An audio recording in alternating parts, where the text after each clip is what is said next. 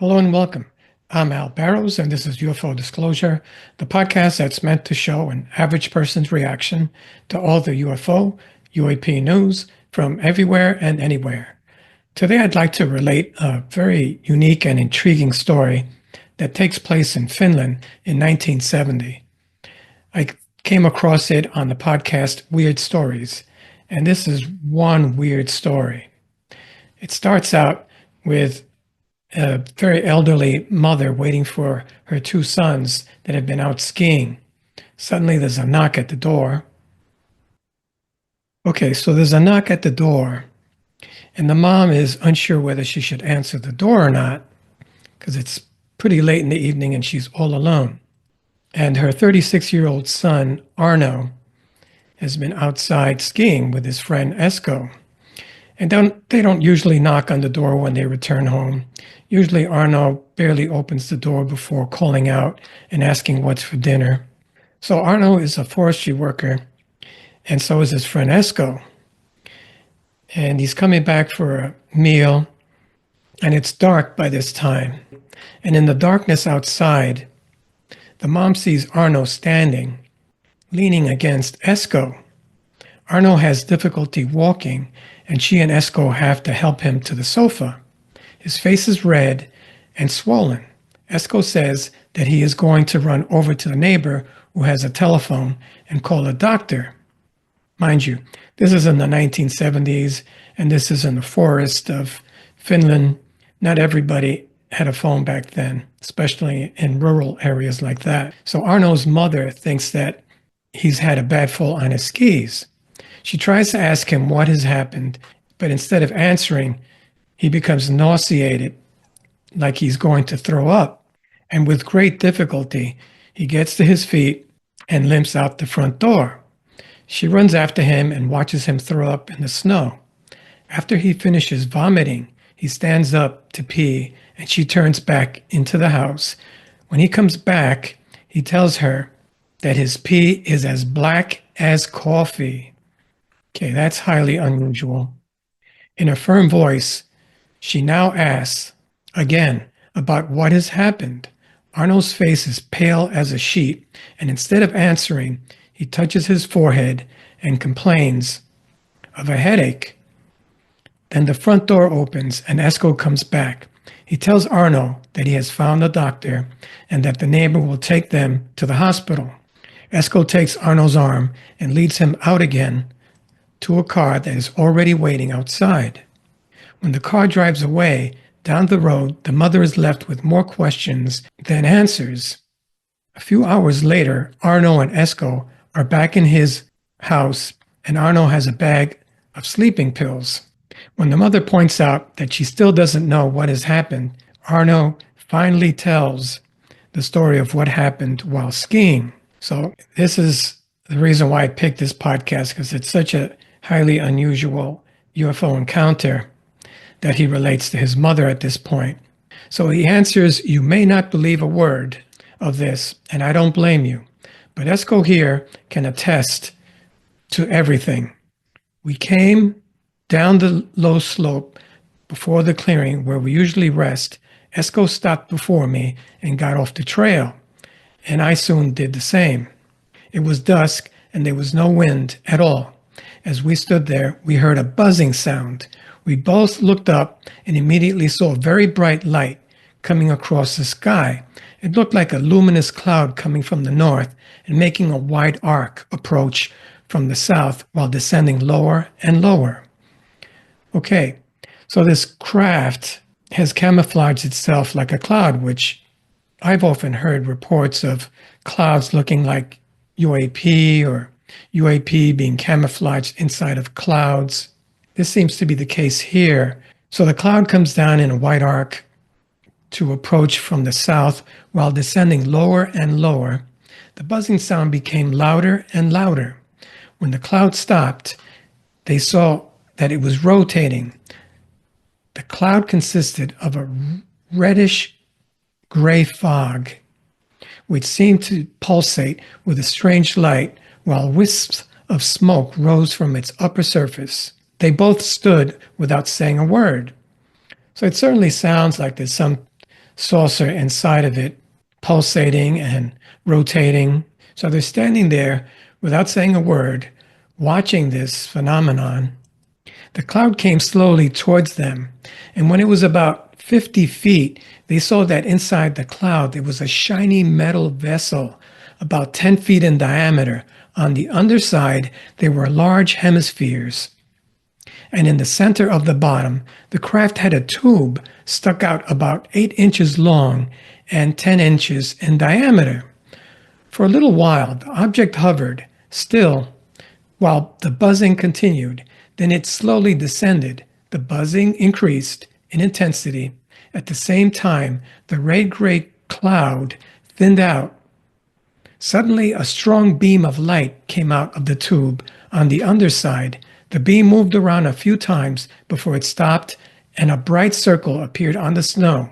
The circle was about 3 feet in diameter, and around it was a black border and about a half an inch wide, while a light reddish-gray fog descended on the scene. Suddenly, Arno felt something grab his waist from behind and pull him backwards. He took a step back, and in the same second, he saw the creature. It was standing in the middle of the light beam with a black box in its hands. A yellow light was pulsating from a round opening in the box. The creature was about 2.5 feet tall, so not very tall at all. He was very thin with slender arms and legs. And here's a sketch that Esko, Arno's friend, made. And you can see what the ET looks like. It's not very tall, he's slender, it's got a weird type of nose. The face was waxy pale, and he didn't notice any eyes, but the nose was very strange. It was like a hook. The ears were very small and close to the head. The creature wore some kind of tight-fitting overalls of a light green material. On its feet, it had boots of a darker green color, which reached up to the knees, and on its hands, white-collared gloves, which reached to the elbows. The fingers curled like claws around the black box. The creature stood in the middle of the bright light and glowed as if it had been made of phosphorus. The face was very pale, and the shoulders were very thin, and the sloping arms narrow, like those of a small child. And on its head was a peaked helmet, shining like metal. The creature was no more than 2.5 feet tall, very thin, and as they stood there staring at the creature, it turned half a turn and pointed the opening of the box at them. Okay, so is this a possible abduction? Arno said that the pulsating light from the box was very bright, almost blinding. While the creature remained in the light beam, a thick reddish-gray fog descended from the craft, and large sparks began to fly from the luminous circle on the snow. The sparks were like glowing rods, about 2 inches long, red, green, and violet. They flowed very slowly outwards in long arcs. The sparks hit them, but did not burn them. The fog thickened more and more, and they could not see each other, even though they were 6 feet apart. The fog finally became so thick that the creature could not be seen, and suddenly the beam of light on the ground melted together, floated upwards like a flickering flame, and was sucked into the opening of the craft. Then it was as if the fog curtain was torn apart and the air above them was empty. Esko said that they didn't get scared, they didn't talk, they didn't do anything. But 2 minutes after the fog cleared, Arno felt his right side go numb, and when he took a step forward with the ski, his right foot didn't carry. He collapsed into the snow. His right side had been closest to the light.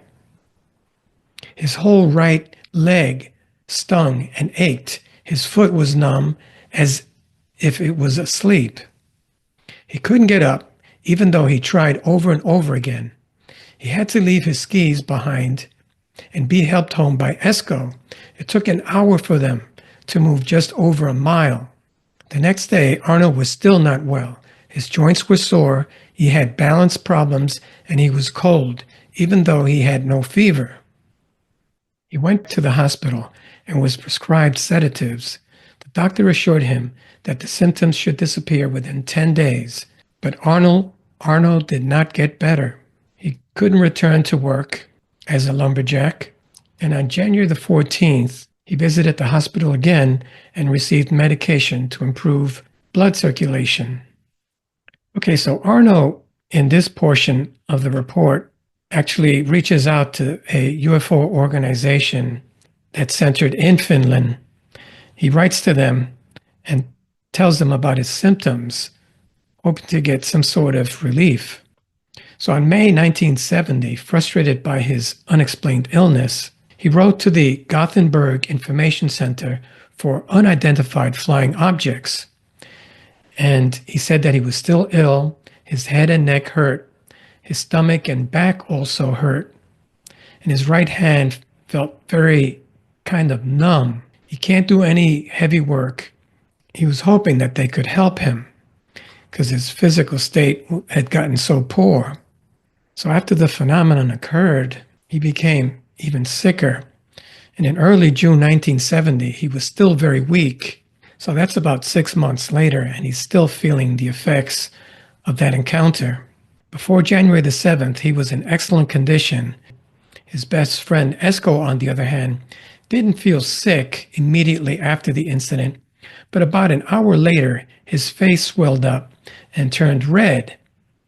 Witnesses described his gait as unbalanced. The next morning, Esko had problems with his balance and felt weak, especially his legs. His arms and legs were also red. So on January the 9th, Esko visited the doctor. The doctor suspected an electrical explosion and prescribed a sedative. Esko had a headache in the following days, and on January the 12th, Esko visited an ophthalmologist because of light sensitivity he was having. He also had swollen eyelids, and he was given eye drops. On January the 14th and 17th, Esko visited the doctor, and he was given medication for his circulation and underwent a full blood test, but no problems were found, strangely enough. In April of 1970, Esko also wrote to the Gothenburg Information Center for UFOs, describing nerve or circulation problems in his left foot. He also experienced abnormally red skin after a sauna and tingling of the skin. He wrote again, saying that other people who had visited the site of the incident had felt ill for a few days afterward. He wondered if it could be a contagion. Okay, so in this portion of the report, a doctor by the name of Dr. Kaja actually diagnoses Arno and Esko's symptoms as being radiation poisoning. So Dr. Kaja, who had examined Esko and Arno, said that he thought they had a real shock, and Esko was very red in the face and seemed a bit swollen, but seemed absent-minded at the same time. They talked eagerly, somewhat incoherently. In a severe shock, the blood pressure dropped significantly. He couldn't find anything clinically wrong with Arno.